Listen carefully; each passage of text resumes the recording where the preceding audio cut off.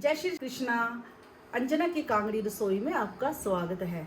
आज सबको जन्माष्टमी की हार्दिक शुभकामनाएं। आज सभी के घर में लड्डू गोपाल जी आ रहे होंगे, तो इसलिए मैं भी अपने घर में लड्डू गोपाल का अच्छे से स्वागत करूंगी और उनको जो उनका फेवरेट भोग है वो बनाऊंगी।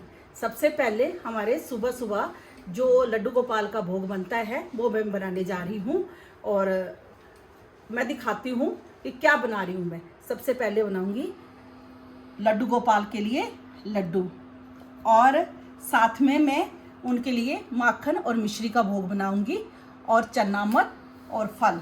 यही हमारे सुबह सुबह भी लड्डू गोपाल को नहलाएंगे और उसके बाद इसका पहला भोग ये लगता है। और हमारे हिमाचल में लड्डू गोपाल को 3 टाइम्स भोग लगता है। सुबह का अलग भोग बनता है, दोपहर का अलग भोग बनता है और रात को अलग से भोग बनाऊंगी। सबसे पहले मैं अभी लड्डू बनाने जा रही हूँ। लड्डू के लिए बनाने के लिए मुझे चाहिए मिल्क, ये दूध है और ये मुझे 2 कटोरी दूध से मैं बनाने जा रही हूँ। और इसके लिए मुझे देसी घी 2 चम्मच के करीब देसी घी चाहिए और शुगर का मतलब चीनी का बूरा चाहिए। और ज़्यादा कुछ इसमें डाला नहीं जाता है क्योंकि छोटे बेबी को भोग बिल्कुल ऐसे लगाया जाता है जैसे बच्चों के लिए हम खाना बनाते हैं वैसे ही बनाएंगी। क्योंकि इसमें कोई ड्राई फ्रूट नहीं डालूंगी, सिर्फ इलायची का थोड़ा सा पाउडर डालूंगी, बाकी कुछ नहीं।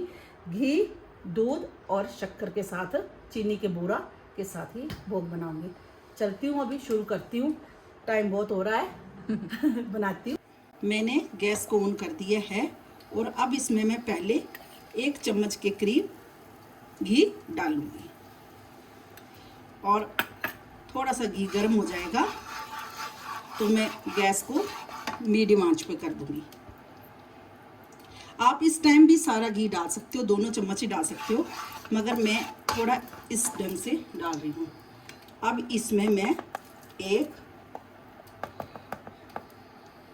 और ये 2 कटोरी के लगभग दूध डाल रही हूँ। आपके पास जो भी दूध हो वो डाल सकते हैं क्योंकि ये फटाफट भोग बन जाता है। और अगर आपने दूसरे दूध से बनाना है, गाय के दूध से बनाना है, तो दूध को पहले अच्छे से काटना पड़ता है, फिर उसका जाके खोआ बनता है, तो फिर ये बनता है।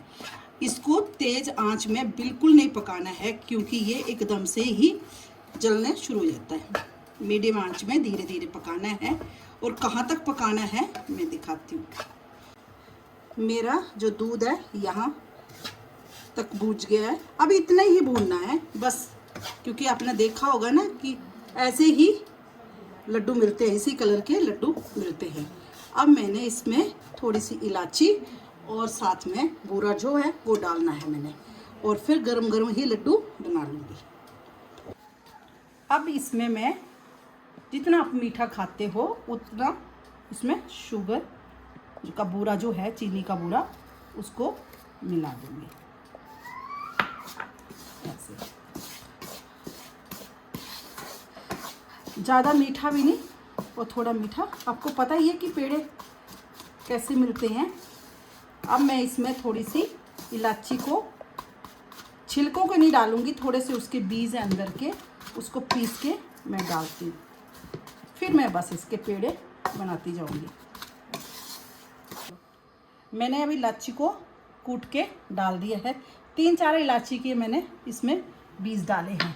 छिलके नहीं डालने, छिलके कहीं और आप इस्तेमाल कर लो। और अब इस स्टेज में आकर आपका लग रहा है कि लड्डू थोड़े नहीं बन रहे हैं, तो आप इसमें 1-2 चम्मच मलाई की डाल सकते हो आप, और फिर आराम से लड्डू आपके बन जाएंगे। ये थोड़ा सा गर्म है अभी, तो इसके मैं लड्डू बना के दिखाती हूँ। मैंने अभी लड्डू को बना लिया है। ऐसे मेरे लड्डू बने, 2 कटोरी दूध से इतने लड्डू बने। अब मैं इसको हल्का हल्का ऐसे करके, हल्का हल्का इसमें बूरा में डाल के, अगर ऐसे भी रख सकते हो और आप बिना बूरा लगाए भी खा सकते हो आप। मैंने अंदर थोड़ा कम डाला है तो इसलिए मैं ऐसे ऐसे करके इसको रखती जाऊंगी। और देखिए मेरे कान्हा का एक भोग तैयार हो गया। अब मैं इसमें पहले इनको कर लेती हूँ, फिर मैं इसके लिए कान्हा के लिए पंचामृत बनाऊंगी और साथ में मिश्री और माखन का भोग बनाऊंगी। जो लड्डू है वो गोल भी बन सकते हैं और आप ऐसे ऐसे थाली में जो शेप देना चाहते हैं इनको वो आप ऐसे ऐसे दे सकते हैं। जो तुलसी है उसके बिना कान्हा भोग नहीं लगाते हैं, तो ये तुलसी पत्ता मैंने रख देती हूँ। एक भोग मेरा तैयार हो गया है। ठीक है, अब मैं माखन का भोग तैयार करती हूँ। अब मैंने घर की मलाई इकट्ठी किया है, इसी से मैं कान्हा का माखन बनाऊंगी। और अगर आपके पास मलाई नहीं है तो देसी घी को उसमें आइस डाल के फटाफट उसका भी माखन बन जाता है। मगर मैंने कान्हा के लिए मलाई इकट्ठा किया है। मैं बर्तन में भी बना सकती हूँ, मगर थोड़ा जल्दी से है तो मैं इसको जार में डाल के फटाफट इसका माखन बन जाएगा। ये देखिए मैंने माखन निकाल लिया है। अब मैं इसको कटोरी में डालूंगी और इसको थोड़ा सा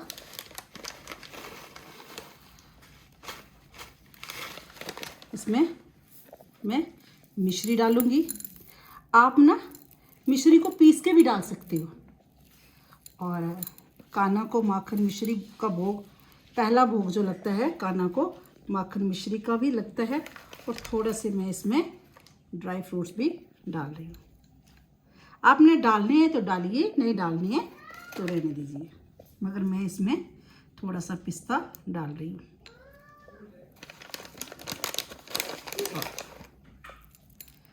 और अब ये मेरा दूसरा भोग तैयार हो गया। हाँ, अब मैं पंचामृत बनाने जा रही हूँ। और क्या क्या चीज़ों से मैं बनाऊंगी, तो सबसे पहले इसमें मैं डालूंगी दही के 2-3 चम्मच। गाय का दही होना चाहिए। और साथ में कच्चा दूध। दूध को पकाकर पंचामृत में इस्तेमाल नहीं होता है, इसलिए गाय का कच्चा दूध ही इसमें डाला जाता है। और 2 चीज़ें होगी, दूध हो गया, दही हो गया, और तीसरा इसमें मैंने गंगा जल मिलाऊंगी। गंगा जल हो गया। और अब मैं इसमें शक्कर डालूंगी।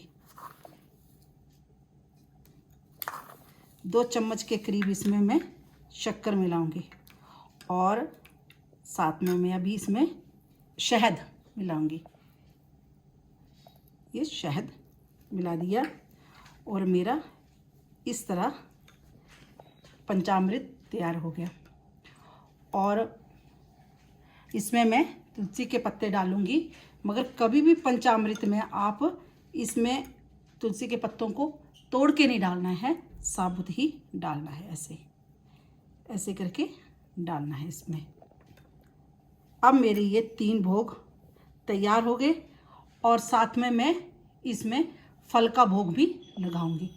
फल में आप सेब रख दो, केला रख दो, जो भी आपके पास में भोग लगा सकते हैं। और साथ में एक खीरा, क्योंकि बताते हैं कि लड्डू गोपाल का जन्म जो हुआ था तो खीरे के अंदर उनको रखा गया था, तो खीरे का भी भोग लगता है। अब चलो, अब मैं थाली को तैयार कर लेती हूँ भोग की और फिर आपको दिखाती हूँ। अब देखिए ये मेरा 5 भोग कान्हा के तैयार हो गए हैं। फल है, लड्डू हैं, पंचामृत हैं और माखन मिश्री का भोग है। साथ में खीरा है। मेरे को ना खीरा डंडी वाला नहीं मिला है, क्योंकि अभी कोई घर में खीरा लगा हो तो डंडी साथ में मिल जाती है, मगर ये ना बिना डंडी का खीरा है। और लड्डू गोपाल को हमेशा डंडी के साथ ही उसको खीरे को भोग में रखा जाता है। ये मेरा सुबह का भोग तैयार है।